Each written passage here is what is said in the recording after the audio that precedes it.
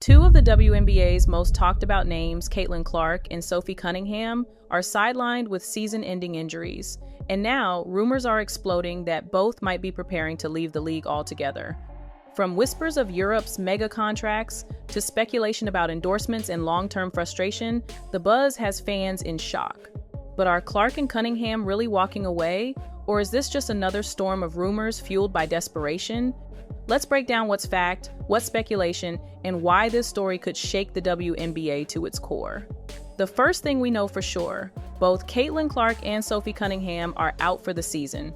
Clark, who has carried the Indiana Fever and the entire WNBA spotlight on her shoulders since her historic rookie debut, went down after battling a series of nagging injuries, a groin strain, ankle bone bruise, and finally, a season-ending right groin tear that left the Fever no choice but to shut her down.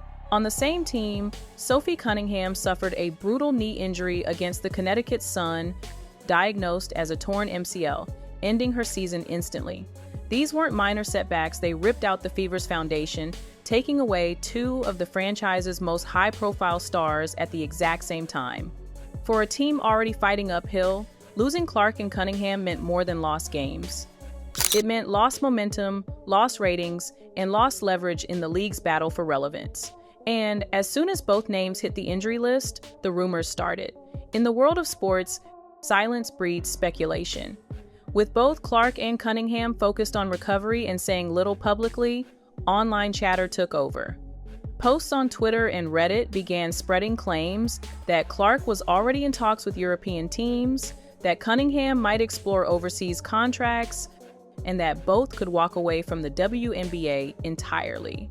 Some rumor blogs even pushed sensational headlines: Clark done with WNBA or Cunningham looking abroad. No credible outlet confirmed these claims, but fans latched onto them because, frankly, they felt believable.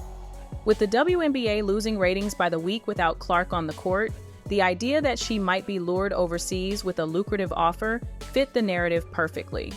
And when it comes to internet buzz, perception often matters more than truth. But that wasn't the whole story. On paper, the speculation has some logic. Overseas basketball, especially in countries like Spain, Turkey, and Russia, has long been a financial escape for WNBA players who earn far less domestically than their NBA counterparts. Many top players spend their off seasons overseas making more in a few months than they do in an entire WNBA season. For Clark, who is already the most marketed player in the league, an overseas contract combined with international endorsements could multiply her income. Add to that the physical and emotional toll of injuries, and you can see why rumors of her taking a break from the WNBA or even testing international waters sound plausible. Sophie Cunningham, meanwhile, has carved out her reputation as a tough competitor, but like many role players in the league, her financial ceiling in the WNBA is limited. Overseas opportunities could easily offer her more money and a fresh start away from the chaos of Indiana's injury-plagued roster. So yes, the idea makes sense, but what do the facts actually say? While the internet runs wild, credible outlets have stepped in to set the record straight. Reports from sources like The Playoffs News have already debunked claims that Clark is leaving the WNBA.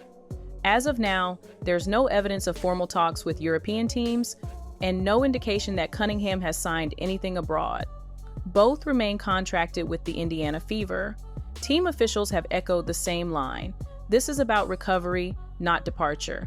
Clark herself has said only one thing publicly since the announcement that she misses playing so bad, a statement more about frustration than finality. Cunningham, too, has focused on rehab, avoiding the spotlight entirely. The truth? The rumors of leaving aren't grounded in hard evidence. They're speculation, born out of a league struggling to fill the void left by its biggest star. But even if the rumors aren't confirmed, the very fact they spread so fast tells us something bigger.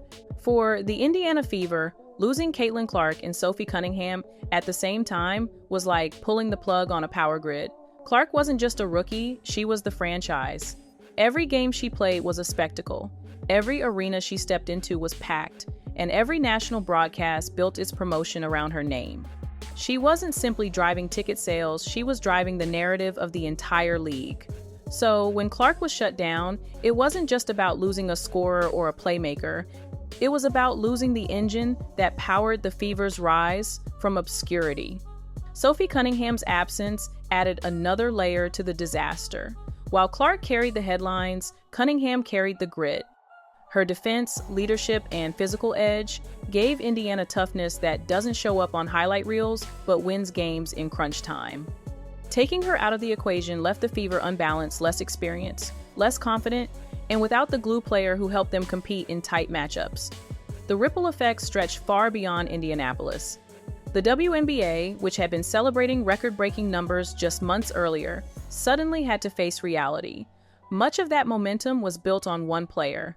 Television networks that had banked on Caitlin Clark's star power saw their viewership cut in half almost overnight.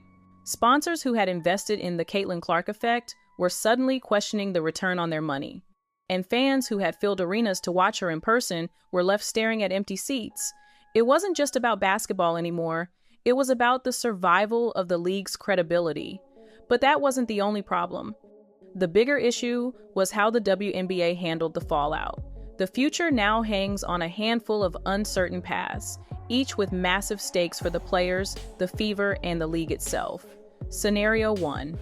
The return. Both Clark and Cunningham focus entirely on recovery, rehab their injuries, and come back in 2026 ready to re-establish the Fever as contenders. This is the scenario the WNBA is quietly praying for because it buys them time. A healthy Clark instantly restores ratings, renews excitement, and stabilizes sponsorships. Cunningham's return gives Indiana a balanced roster and credibility as more than just a one-woman show. Scenario 2, the leverage play. Clark may not leave, but her camp knows she holds all the cards. Without her, the league collapses into irrelevance. With that kind of leverage, she could pressure the WNBA for bigger player protections, more money, or better conditions. She could even float overseas offers not to accept them, but to remind the league of her value. It wouldn't be the first time a star player used international opportunities as a bargaining chip. Scenario 3, the overseas exit. Cunningham, unlike Clark, doesn't have million-dollar endorsements to fall back on. For players in her position, overseas leagues often offer better pay and more stable roles. If she chooses that path, it could spark a trend reminding fans that the WNBA's middle-tier players are still vulnerable to being lured away by bigger checks and bigger opportunities abroad. Scenario 4, the unthinkable. What if Clark herself accepts an overseas offer? Rumors suggest European teams are circling, preparing to throw unprecedented contracts at her. Imagine the fallout if she leaves. The WNBA's top draw walking away in her prime, proving the league can't hold on to its own stars. That scenario wouldn't just hurt the Fever, it could be the most damaging moment in WNBA history. And each scenario carries one truth: the balance of power is no longer in the league's hands. It belongs to the players. But while analysts debate the what-ifs, one thing makes the speculation even louder: Caitlin Clark's silence. Silence can be louder than words, and Caitlin Clark's silence, since her shutdown, has been deafening. Fans expected reassurance. They expected posts confirming her commitment to Indiana, interviews about her recovery, or a statement silencing the rumors. Instead, there's been almost nothing. Just a brief remark about how badly she misses playing, and then silence. That quiet has left a vacuum the media is rushing to fill.